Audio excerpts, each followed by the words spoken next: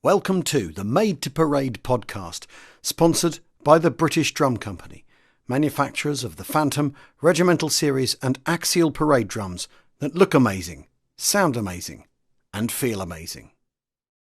All right, folks, welcome along to another episode of the Made to Parade podcast. You're joining me on season number 5 for episode number 3. Great to have you along. Hope you enjoyed the conversation with Neil and Roy on the previous episode. Great to catch up with both of them and find out about the work that they do on their YouTube channels.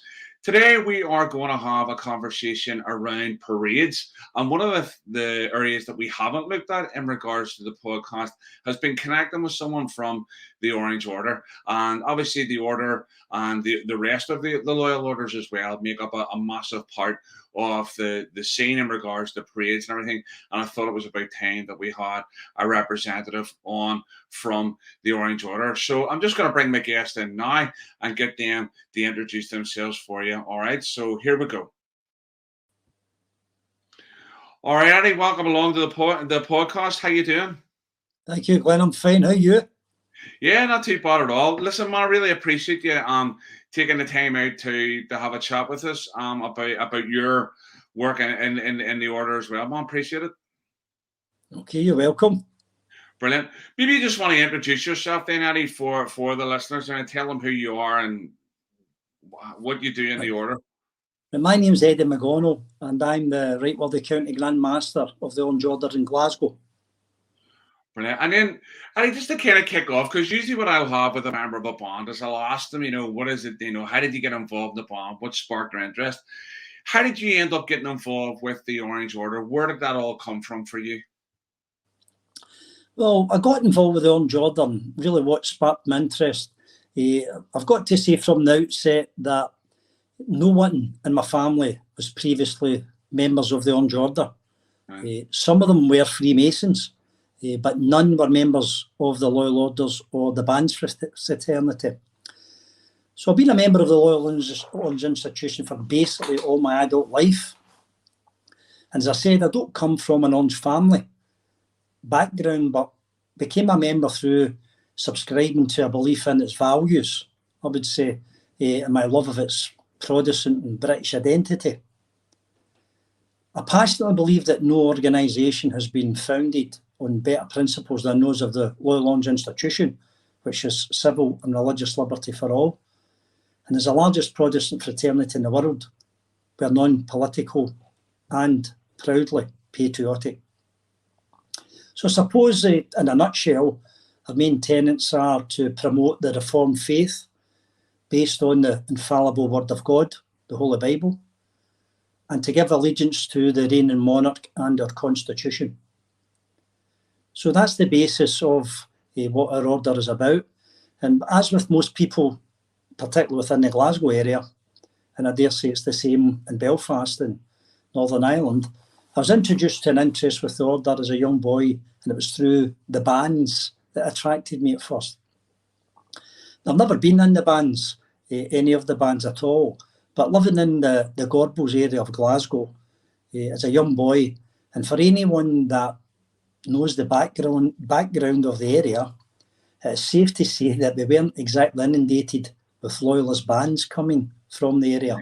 It's probably regarded as what you would say a nationalist or Republican orientated area. The only time I saw any Orange Walks or Loyalist bands was when the lodges from Bridgeton walked through our area. So I was still at primary school and I didn't have a clue about the Battle of the Boyne or Derry's Walls. I was still only relatively a kid. But I knew as a young boy that they were playing the same tunes that I heard at the Rangers football matches. Plus, quite strikingly, they were parading with the red, white and blue of the Union flag, again, which I'd saw many a time at Ibrox. It was a flag I identified with as a young boy. But once again, this was not a flag, I've got to say, that I saw very often in my childhood in my own area. So although I didn't realise at a very young age why these people were paraded, I instantaneously identified with the tunes, because I knew them, as I say, going to the football, and their selection of the colour scheme, the red, white and blue. We did, of course, have an orange hall in the Gorbals, with male and female lodges. We also had a black preceptory. But we hadn't had any bands as such coming from the area since the heady days of the Hutchison Town Flute Band, which I believe was on the go in the 60s and early 50s and 60s probably, right, which was slightly before my time. So it was about the 50s and 60s, I believe it was the last time that we had a connection with a flute band or any band in the Gorbals. But the first recollection I've got to say of any band I can ever recall coming through my area was the Bridgeton No Surrender flute band. Mm-hmm. When they paraded through our area, I think it's safe to say it didn't go down too well with a significant amount of the local worthies dotted along the route. Various chants and lovely expletives were hurled at the lodge members and the bands. But that did not, I've got to say, in any shape whatsoever, diminish their resolve to proceed to their destination, to get to the marshalling area. So suppose in Northern Irish terms, for any of the people for the Made to Parade podcast, particularly Northern Ireland, it'd probably be akin to a lodge from the Shankill and a band parading along the Falls Road. The River Clyde separates these two areas in Glasgow, and they're connected by a bridge, but that's about the only connection that they had with one another and still have. Mm-hmm. However, as a youth, I watched intently at how smart and regimented the parade was, and I noticed the Bible and crown were carried at the front, the standards proudly displayed, and how all the participants went about their business. Mm-hmm. Although at that time, I've got to say, I was still innocently unaware of any of its meaning. Now, bearing in mind that this would be about, I would say, over 50 years ago, and although I did not know one single individual taking part because they came from a different area in Glasgow, where I lived, there was one character I identified with, and his name I found out in later years was Nearly Cassidy. Now, as a bass drummer, Nearly walked at the side of the big drum with his two sticks, in his hand when he wasn't playing. But he had this certain aura about him. And that struck me as a young lad watching him coming through there. He stuck out in the band. And he had a certain swagger when he walked along. And it's something that we call, in Glasgow terms, gallus. So although I could not tell at that age a good drummer from a bad drummer, you just instinctively knew that Nearly would not have been the type you would have stolen his pocket money from in the school playground. So in those hard times in Glasgow, I suppose that was exactly the type of formidable characters you required in your band. Musically accomplished, but I would also say ready to defend themselves when required, particularly when they were going through certain areas. So I suppose what really sparked my interest was the lodges walking through our area from Bridgeton District.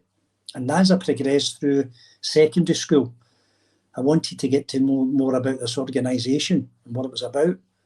And from there on, when I left school, I shortly thereafter joined the local Rangers Supporters Club. So travelling to all the matches to see the Rangers, I quickly identified who the local worthy master was on the bus, who was involved in the Blacks, the apprentice boys. And through time, just sitting and listening to the old hands, I developed a need to join the Orange Lodge. At what age were you then when you actually joined the lodge, Annie? Because you said there was seems like quite a bit of time passed from whenever you kind of first came across the lodge and then you actually joined it. Yeah, I was actually 21.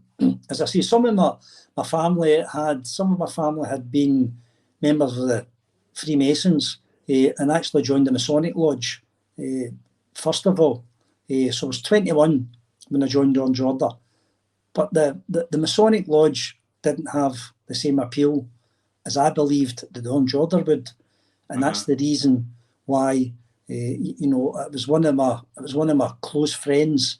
It was his father was a member of the lodge, and he'd actually just said to me one day, do you never fancy joining the Arms Lodge? And I says, yeah, I do. But I think I just needed that bit of prompting. Right. So, as I say, I joined that, and undoubtedly that gave me what I was looking for in life, as opposed to what I was experiencing in the Masonic Lodge. Okay, and what was the lodge you actually joined? The lodge I joined was in the Gorbals, but it's a part of it comes under the Gorbals, but it's actually the name of the lodge is Hutchison Town, True Blues, LOL 69.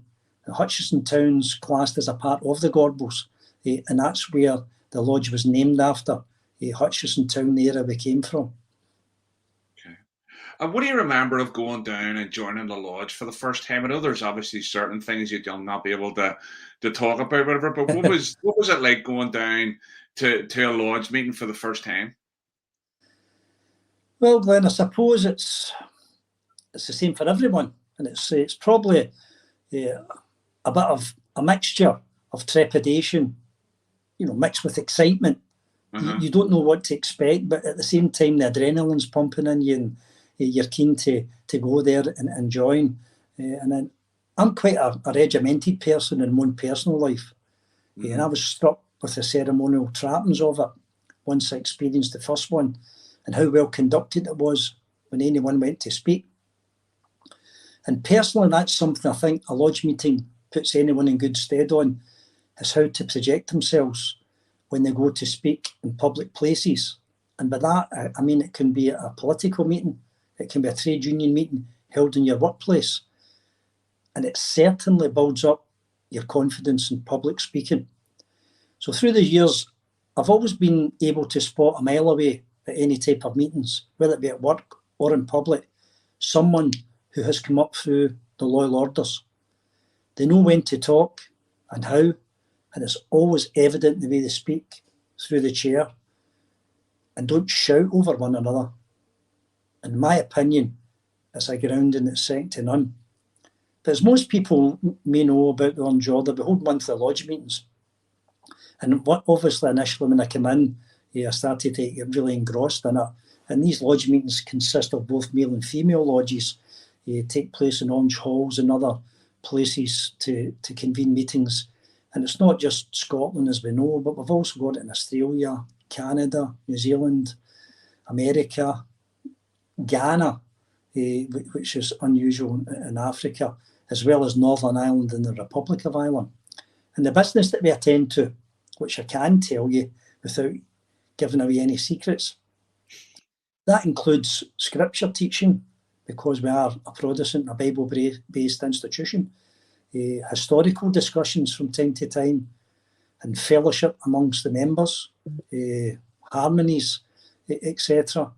Membership welfare is very important, because we look after one another. So if someone isn't at the meeting that night and they're a regular, then we'd maybe give them a call and find out are they keeping okay health-wise.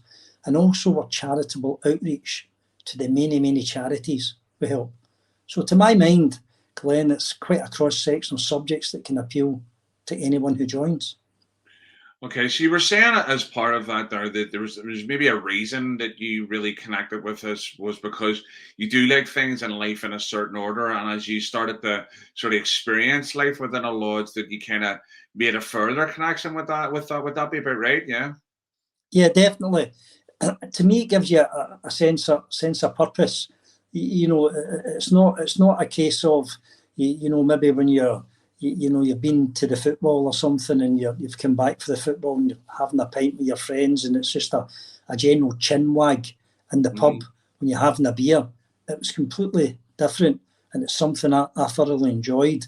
And it taught me, moving on from when you're a child, the way your parents bring you up in your family, how to behave.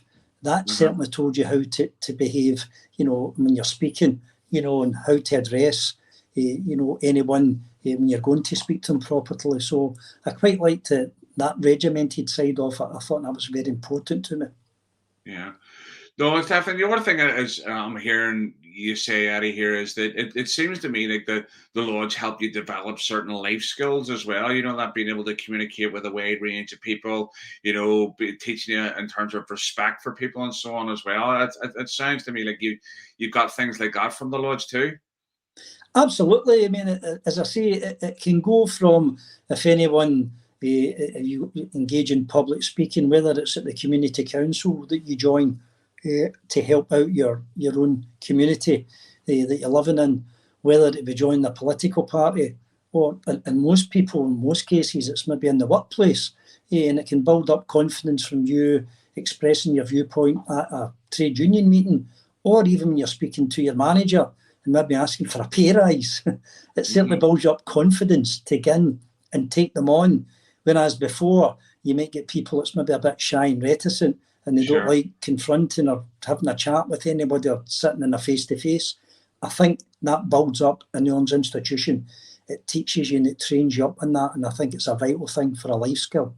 Yeah, definitely. It sounds like you build on your life skills there as well. The other thing that I'm kind of keen to bring out here is obviously, you know, sometimes the perceptions of the order are, you know, built around myths and, you know, half truths and stuff like that there.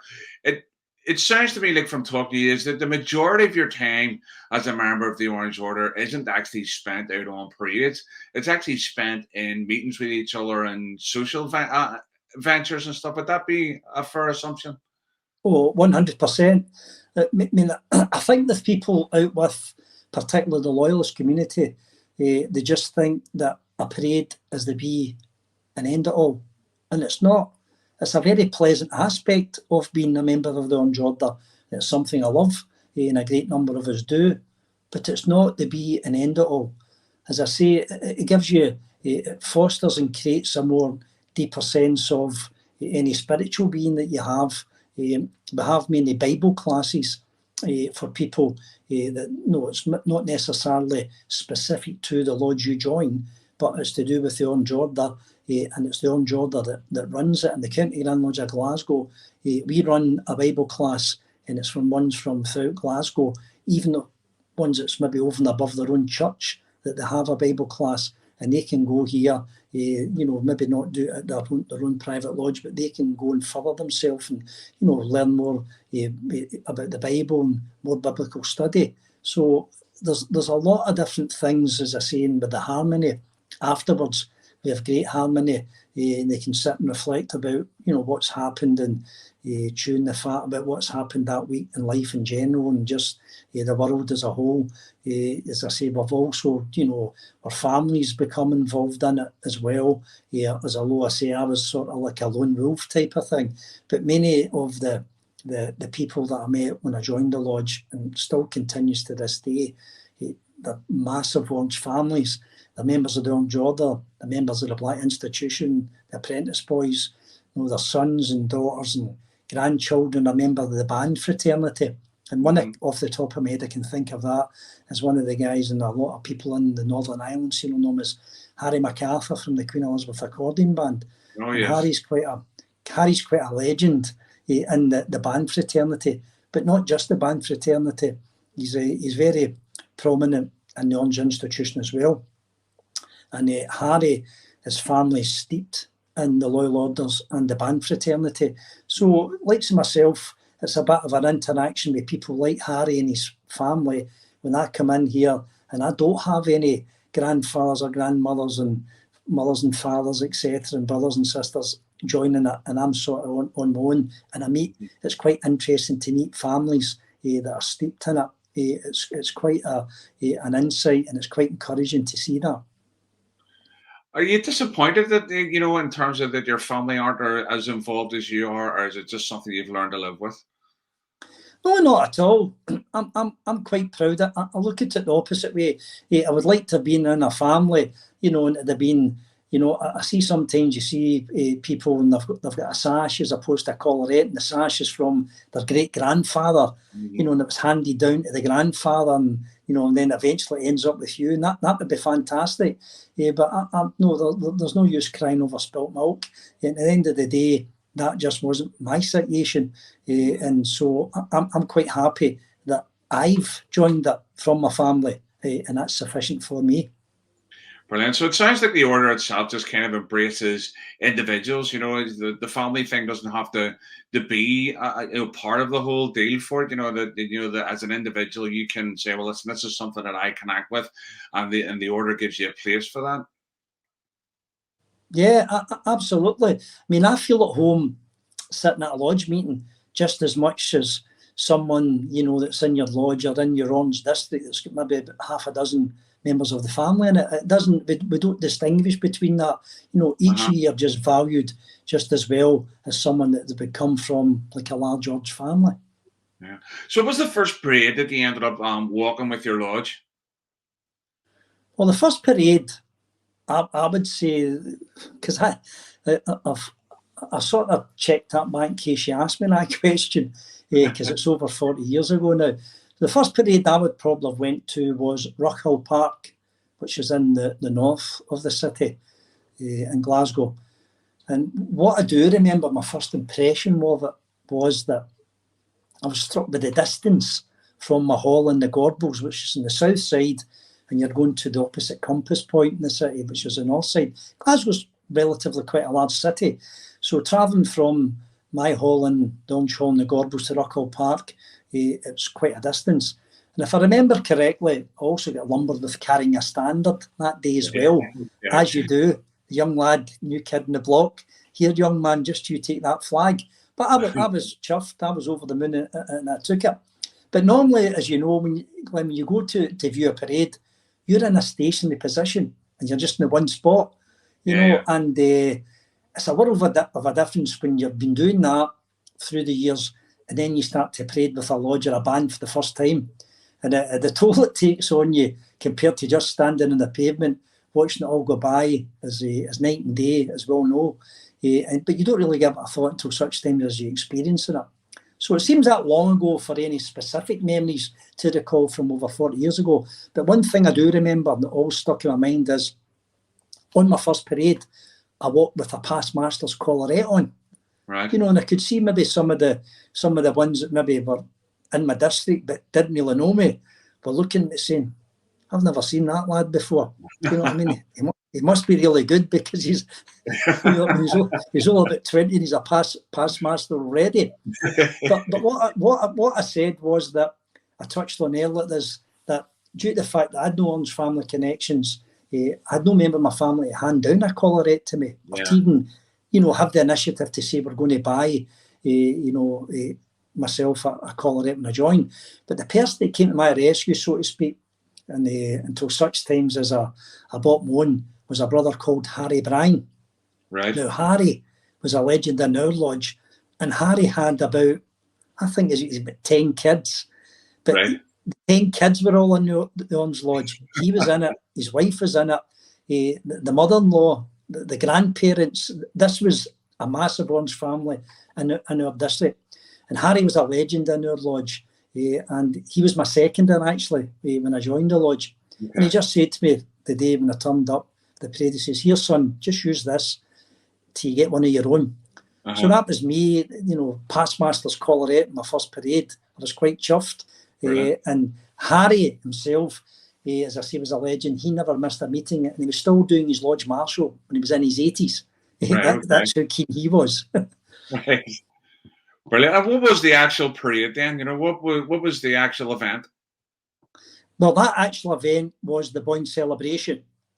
It's quite possible in the lead up to the Boyne celebrations we'll have church parades.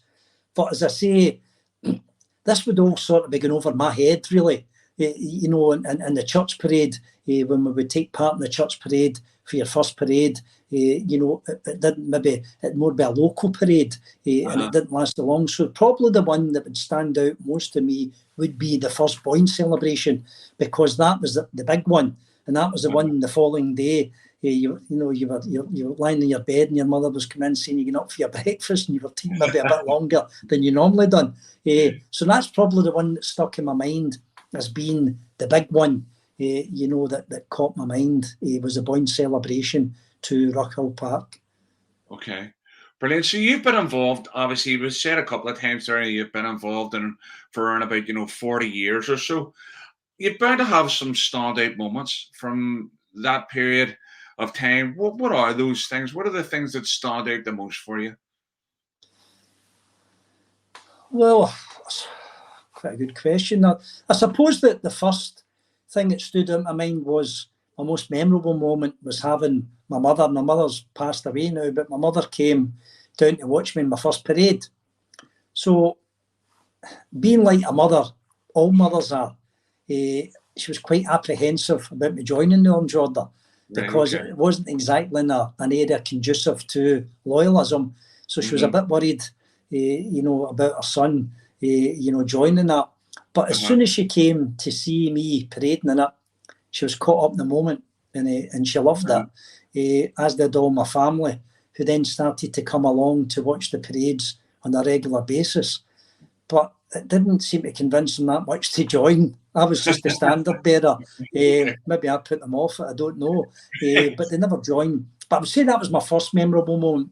I suppose getting my first collarette was also a great sense of achievement, because it's just the feeling you get that you've put it on for the first time, and it's got your lodge number on it, the name of your lodge, and it's got your initials at the bottom, and it's just a personal thing.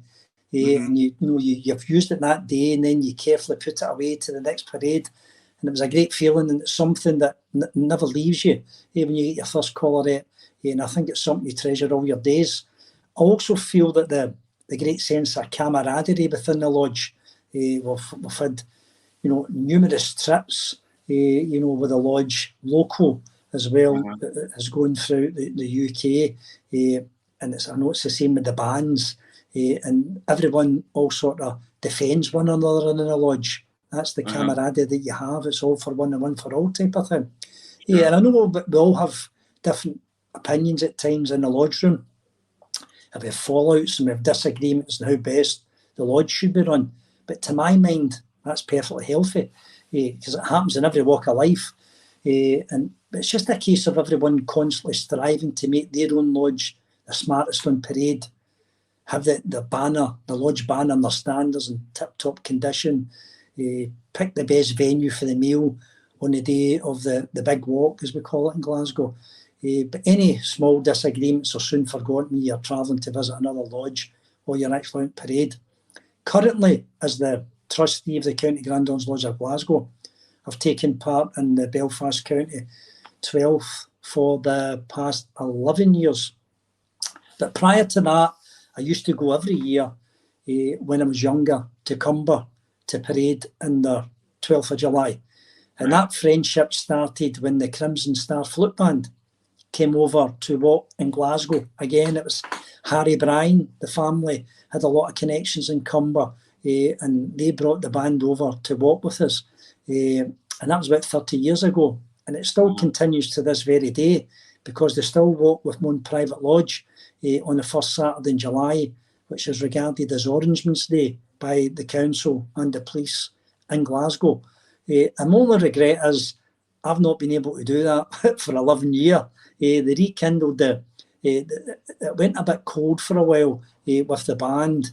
Not in friendship or anything, but just maybe coming over and attending, in Glasgow. And sometimes, maybe the numbers drop and some people with work commitments are unable to do it. Sure. But we've rekindled that again for the past, I think it's about the past 3 or 4 years now. And the lodge look forward to the Crimson Star coming over to walk with us. And my only regret is that I'm not allowed to walk them because I'm on county duty, so to speak, with the County Grand Lodge. I've also paraded a number of occasions in Liverpool, and I found their welcome and friendship in Liverpool, again, second to none. A great people. But I would say the most exciting trip I've had as an Orangeman was when I was selected to represent Glasgow at the Imperial Orange Council sessions held in Australia in 2012. Yeah, and that was really good. We were living in Melbourne. Very nice. Many great experiences created and shared on that trip. And everyone from the Scottish contingent, from all over Scotland that went there, were amazed at the hard work and endeavour the sisters and brethren of the lodges in Australia had put into making the Loyal London institution still quite a force to be reckoned with down under, and in particular how they look after their members.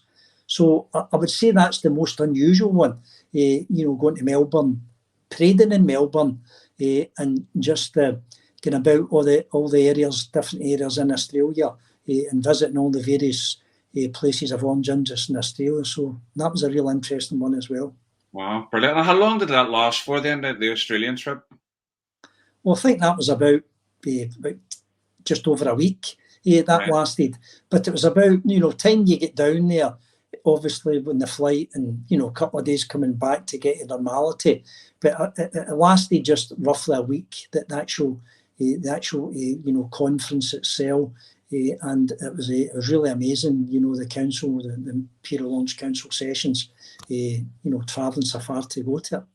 Yeah, I can imagine. I bet you never thought whenever you joined the Lodge that it would end up taking you to Australia. Oh, I was actually quite fortunate because I was only the Deputy County Grand Master at the time, but fortunately the County Grand Master is a brother called Brother Eddie Hyde, but he's also the Grand Secretary of the Grand Lodge of Scotland. He went wearing his collarette with the Grand Lodge Secretary on it, and it meant then to get a representative. So I've never been so happy when Eddie was being the Grand Secretary because it let me go to Australia. Brilliant. So you mentioned about, obviously, the difference between, watching a parade and walking a parade. And, I know you've said you've done the Belfast 12th, obviously, a number of times.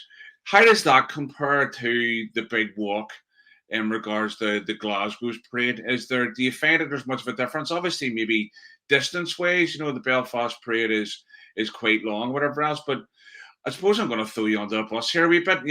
What's your favourite out of the two, the big walk or the Belfast 12? No, the Glasgow walk. I've got to say that, I would be getting attacked in the street if I said anything else. Does that maybe suggest, Eddie, that the opposite's actually true, that you're just saying that, but really you like the Belfast walk better? But I would say the Belfast walk comes a close second. But I think what makes the Belfast walk, the parade for the 12th there is it's going over and renewing. It's not even so much just the parade itself. It's going over and renewing friendships that you've had for many, many years. And it's great to see everyone, and you meet up. And I dare say it's the same when the County Grand Lodge of Belfast come over and walk to Glasgow, and it's the same with the Liverpool province. They come up and the walk in Glasgow as well. And I would say, like Glasgow is pretty similar to Belfast, and in the size. The only thing I would say is your feet's not as sore after you've done the Glasgow parade than it is when you do the Belfast one. Oh no, there's obviously a long history of connection between Belfast and Northern Ireland and Scottish bands and lodges and stuff, and I'm always conscious of whenever I'm out on parade, especially on the 12th, that the band that I'm with, there's a lot of Scottish representatives in terms of who'll come over and walk alongside our lodge and stuff, and it's amazing just the sense of camaraderie that exists, even though that may be the only time that you see each other that year. It doesn't always feel like a year has passed between the last time you've seen someone. And there's something really special, I think, about the bond between, the brethren in Scotland and Northern Ireland. That's commendable, in terms of it highlights the absolute positive, I think, of the order, and I suppose the bonds and the parades in general. Yeah, totally agree with that. As you say, it's just like meeting members of your family. When you meet up again, it's as if you only met them a month ago, although it's maybe about a year, and it's good to share a bit of harmony with them, and I like a wee walk round about the park in Barnett's Domain when we get there to Belfast. It's good to walk about, and see the marquees all erected in the park, and the various lodges all sitting, having a bit of banter with the lodges, and all that. It's really good. It's a good thing to witness. Yeah. Tell us a bit more about the role that you actually play with the order at the minute. Well, as the County Grand Master of Glasgow, I would say that the role itself is pretty wide-ranging. and covers a massive area of lodges throughout, which is Scotland's biggest city. But primarily, I would say my role was to oversee the administration of the County Grand Lodge, along with my executive. We take care of the running of the County Grand Lodge and try to ensure it's run as smoothly as possible. And throughout that process, I've got a personal relationship with each of the district masters. We've got 20 districts within the County Grand Lodge of Glasgow. So I've got a good relationship with each of the 20 district masters who represent all the various areas of Glasgow. And I constantly liaise and assist them on any problems that they from time to time may get in order to get the most satisfactory conclusion for their members. So that's ongoing. It can be every few days, or it can be every day. Right. It all depends what's happening. But I've got to say that that's a pleasant part. It's not so much if there's a problem, an issue to call you, but it's a pleasant part speaking to the district masters or any of the members of the lodges, can phone me. And I remember I had a sister call me one time, and I was actually at my work, and I work in an office. And the phone went, I didn't know the number, so my boss just didn't happen to be at the time, so I picked up the phone and I said quietly on the mobile, "Hello, who's that?" She says, "Yes." She said, "I'm not happy with my district master." So I was like, "Right, okay." I says, "Well," I says, "I'm at my work just now. Could you maybe give me a call later on?" She says, "But I'll only take a couple of minutes if you just listen to me." So she was wanting to sit and tell me about something that our district master had done or hadn't done. And, she was wanting to take up the task. And I had to say, "Well, I've got your number and I'll call you back tonight," which I did do. But sometimes there's a bit of fun like that with it. Some people call you an inopportune moment. Some people forget, that although you may be the County Grand Master, you've actually got a 9-to-5 job as well, and you've got to work. Yeah, so it's good that you've got some boundaries there, yeah. Yeah, a lot of the time I've got to say, Glenn, and it's a bit of a downside, and I don't know how much that you've maybe affected with it in Belfast, but it's a considerable amount of time we have here is spent with the municipal authorities and the police, and it's in what appears to be a constant battle to ensure our right to demonstrate within our own city. It's just constantly. At the end of the day, the first Orange Order Parade in Glasgow took place 200 years ago. We celebrated our bicentenary, and the Grand Master of Ireland was over here to celebrate it with us as well. So that first parade took place on the 12th of July in 1821. And our parades are events that, they're beloved by a large section of the population of Glasgow, and they often retain long-standing cultural and familial links with us. And it's a constant battle with the council to get a parade. They keep constantly trying to chip away at us and say, you can't go down that road, you can't walk along here, you need to do this, you need to do that. And it's never ending getting into the city chambers and meetings with the police for them. But at the end of the day, it's all worth it. When we see the parade and we see it, footage of it, someone's maybe recorded it with their telephone, and we see it later on that night, and it's a great sight in Glasgow. As the parade winds its way through the city, and we continue to stage a magnificent display throughout the city year on year.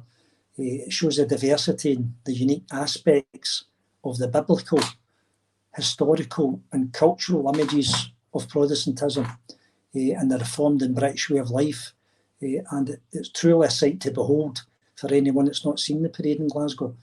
But as I say, it's a continual struggle with, the current attitudes, I would say, against us. It's not just in Glasgow, I say Scottish society.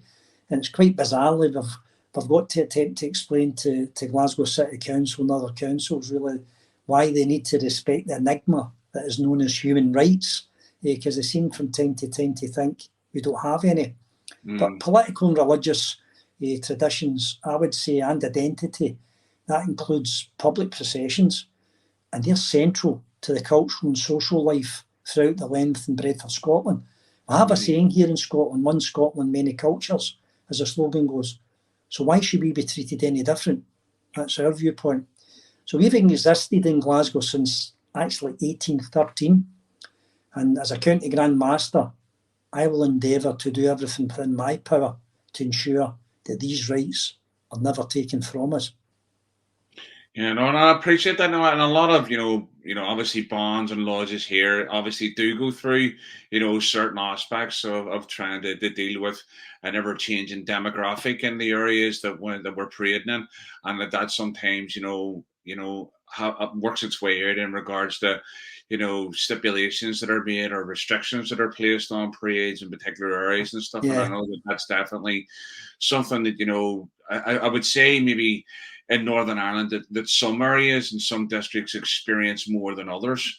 I don't have all of the inside, knowledge around that, but I know that there definitely are some areas here that experience, a heck of a lot more of that than some areas do. I mean, we all experience it to some degree, at the end of the day, in regards to there's protests in regards to certain aspects, and then obviously the current political climate and campaigns in regards to trying to undermine sort of the identity of the unionist community, has an impact on that as well. And I think, we're definitely doing our best to try and promote the positive aspects of this, and with saying that, that just because, we believe in a shared future, to be honest with you, we can't not believe in a shared future, but that doesn't mean to say that, that somebody's rights have to be trumped over by someone else in regards to that, so I think it's a struggle we need to prepare even more for, and and have our house in order in regards to being able to deal with that.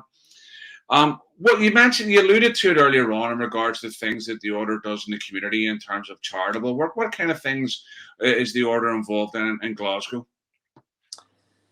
Well, as well as taking part in the local community and civic occasions with family and friends, I would say, like many other organisations, we're actively engaged in a wide range of charity fundraising initiatives, and our members give generously to help others in need, irrespective of race, colour or creed. We also have our own recognised charity in the form of the Scottish Orange Home Fund, which caters for our own senior members and also families in need of some respite time. A lot of our members are active within the Scottish Orange Home Fund to provide a bit of, as I say, respite and allow people a break away, on a holiday. We have a few chalets dotted around Scotland, and it's really helpful, and we contribute a lot to that. We had a collection just the other week at Ibrox Stadium, and that was for the Scottish Orange Home Fund, and was quite successful. But our institution as a whole, I would say, has helped more charitable organisations, and I could have time to mention on the podcast here. The effort that was put in by all the lodges during the current pandemic to assist specifically in the National Health Service was absolutely astonishing. Every week there were lodges donating to the great cause. Many of our members also serve as local politicians, and a great number of our members serve in their respective community councils to ensure their community is a better place to live in. And I'm of the firm opinion that we definitely give more back to the community than we ever take out of it. Mm-hmm. No, definitely, and I think that's one of the things that I think combined with the bonds as well is that people just don't realise just how much charitable work's actually done between the orders, the bonds, etc. And I know there was a study done here a number of years back, and one of the things that they found in regards to the charitable giving is in it between bonds and the orders here, that every year there's something like £4 to £5 million worth of donations made, to charitable organisations from the bonds on the orders. And I think that's, an extremely commendable. It's not that you do it for recognition. I think sometimes our hand is forced in regards to this because there's so much negativity around, the orders and the bonds and stuff like that there, that you feel like you have to make your case, and so, well, listen, we do a lot of good stuff. And for me, I often find it almost, that if you have to scream and shout about the charity work that you're doing, it almost takes away from the fact that you're doing it. I find that's a wee bit of a paradox for me. But yeah, I find it's a necessary, for want of a better word, evil that you have to kind of, contend with and say, well, listen, you have to constantly make the case, I suppose, for the things that you do to try and offset the negative press that we get. If you were to sum up what you personally have got out of being a member of the Orange Order, and you've alluded to some of it previously there, Eddie, but if you were to try and sum up what you personally have got from being a member of the Order, what would you say? Well, in general terms, what I would say is it's given me a sense of worth as a basically a human being.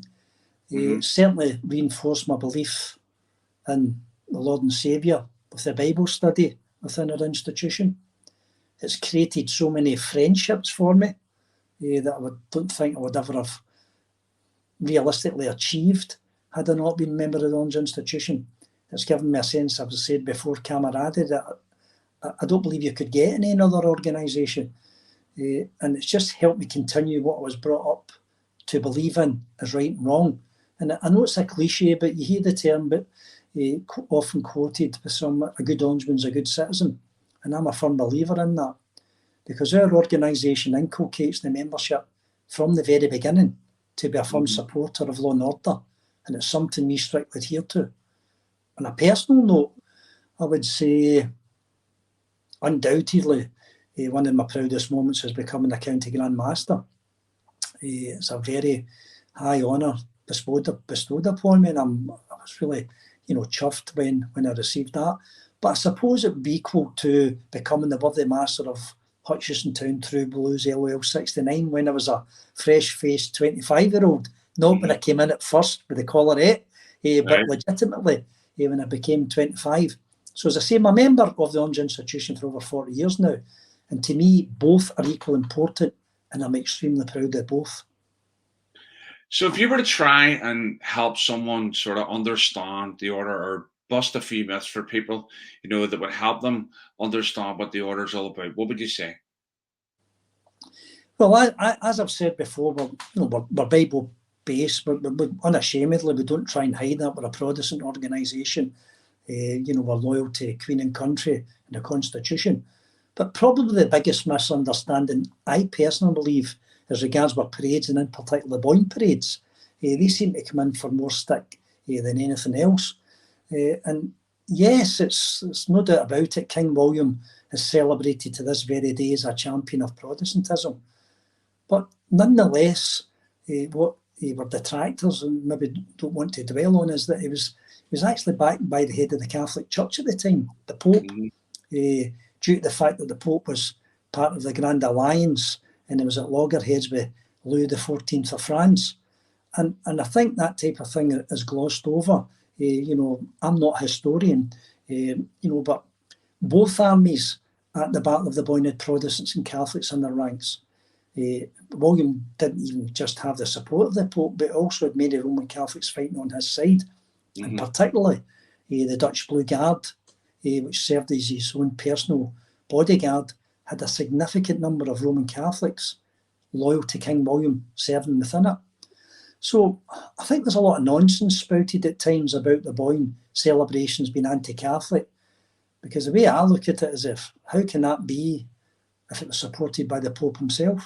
Yeah, I know what you're saying. One of the things that I think is very important in regards to that is that for me, there's a phrase that says, the understanding is better than knowledge.